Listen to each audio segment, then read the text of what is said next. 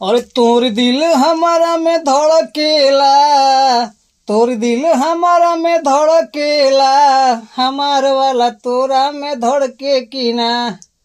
का रे ना रे। हाय दोस्तों, नमस्कार, प्रणाम, स्वागत हो सके पीटी लाइफस्टाइल में।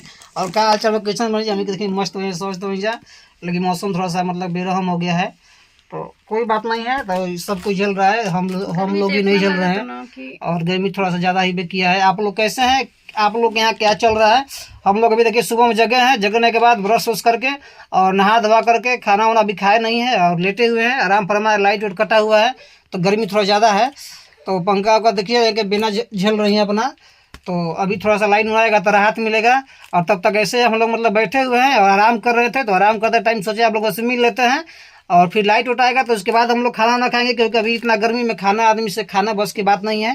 तो देखते हैं, इंतजार कर रहे हैं लाइन का। लाइन कब आता है तब लाइन तक नहीं आई तो खाना ना खाइए। नहीं खाना खाया क्यों नहीं जाए, फिर ऐसे ही झेला जाएगा, ऐसे ही खाना खाया जाएगा और क्या किया जाएगा। तो ठीक है दोस्तों, हम लोग देखते हैं और उसके बाद फिर आप लोगों से मिलते हैं अगले वीडियो में। तब तक ले चलते हैं, नमस्ते।